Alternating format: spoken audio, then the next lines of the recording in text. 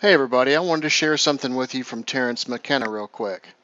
Now, Terence McKenna, obviously, was a very, very intelligent man. Many people know this.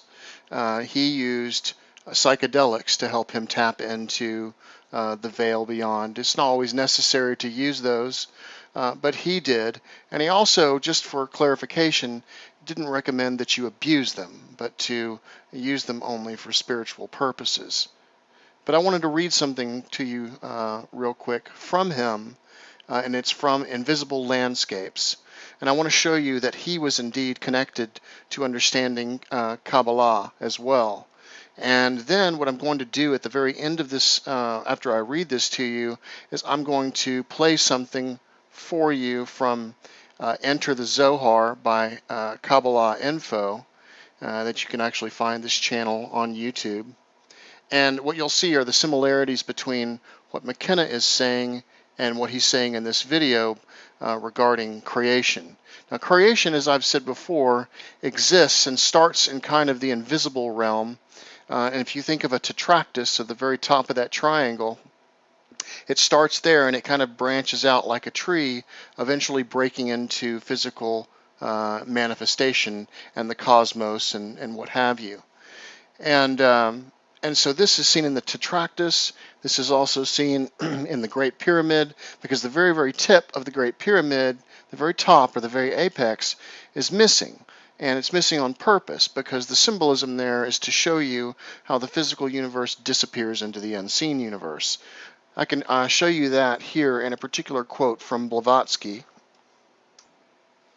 Here with Blavatsky we see in Isis Unveiled, she says, "The peculiar architecture of the pyramids shows in itself the drift of the metaphysical thought of their builders. The apex is lost in the clear blue sky of the land of the pharaohs and typifies the primordial point." And think about that primordial point. Think about that top of the triangle, the top of the where the eye is, right? Where Kether is. This is the first manifestation into physical reality, and then we have the cosmos down here. So she says, the primordial point, lost in the unseen universe, which I just described, from whence started the first race of the spiritual prototypes of man. The nebula is that first manifestation that we see into physical reality. And let me quote something from The Ladder of Lights by William G. Gray. Now, I won't read all of this to you, but I'll give some of this to you. And as I've shown you before, inside of these cathedrals, at the high altar, what they're showing you is they're showing you a breaking into manifestation here, which would be the high altar, and then zigzagging down the tree. This area down here being the area where you come into the cathedral. So you come into the cathedral and you reach the heart. All the way up here is the high altar. That represents Kether, and that is where we normally see the nebula in these cathedrals. In William G. Gray here in The Ladder of Lights, he says this in chapter 13, Sephira Kether, the crown, the summit, and that represents this nebula. It says, in the world of Asiya, which is our physical manifestation, it's the world of expression, it's called the prima mobile, and it's also called the nebula. And I'm not going to read all this, but I'll read part of it to you. The treetop at last. Here we are at the very apex of the middle pillar, where we can make no further progress on the tree of life unless we leave it altogether into nothing above or fall back to Malkuth and start all over again.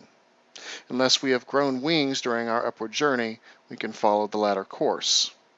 I'll go ahead and read some more of this to you. Kether not only signifies a crown in the regal sense, but also the summit of any height, especially a mountain or a pillar or a pyramid.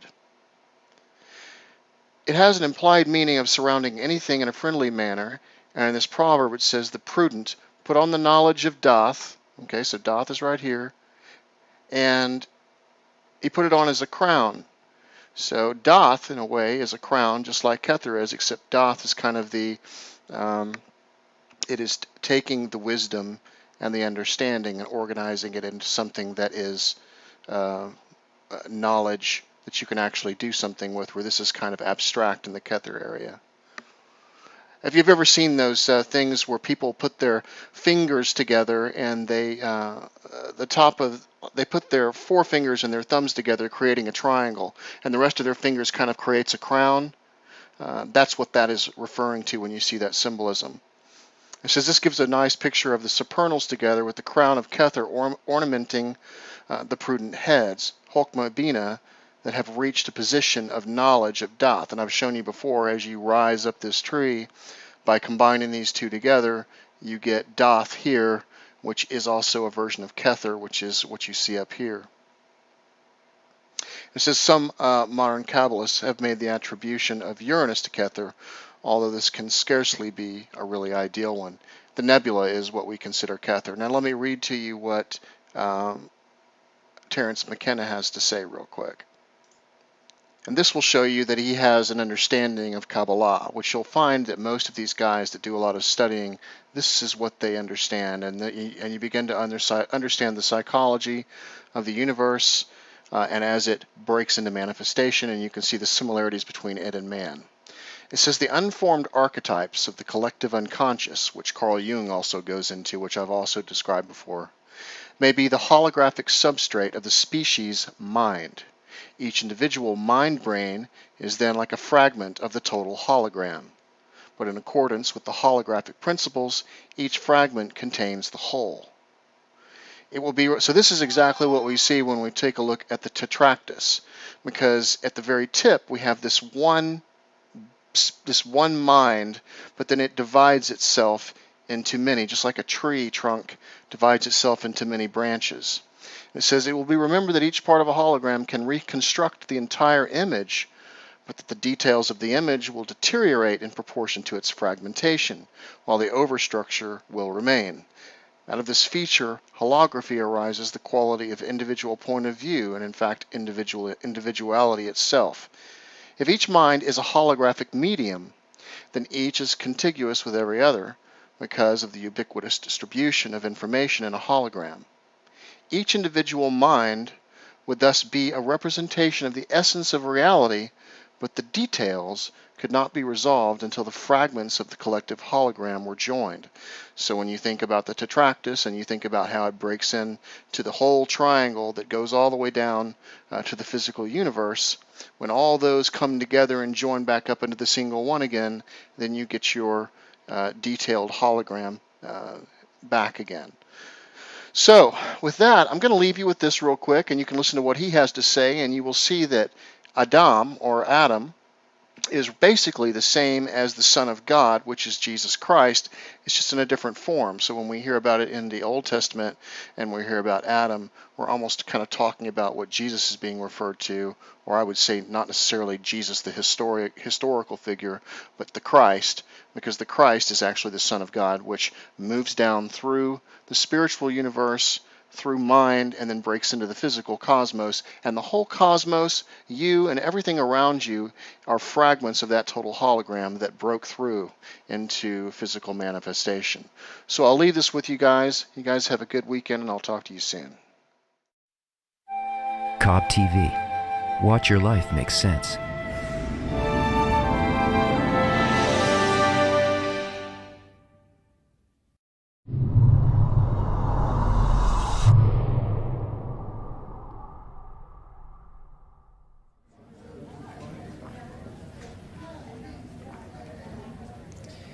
When you read a really great book, you get pulled into the story. After a while, you don't even feel that it's a story that you're reading. You're just living it. It's in your sensations. You become not just the hero, but all the characters and all the events. Your sensation enters and animates everything, and you live out the drama of all the connections and all the conflicts. The cover will tell us who wrote a book, but it never tells us who's reading the book, and why should it? I mean, we never ask. But with the Zohar, it's totally different. You see, if you don't ask that question about who's reading, then you don't know what you're reading about. What is Wellman talking about? Come on, obviously it's me reading the book. Yeah, but what is that me? You're a body, and that private thing inside of it with its own feelings, its own ideas, its own desires. You're one of billions of me's, and you're all competing for survival and pleasure and love. You've got family, a couple friends, a bunch of acquaintances.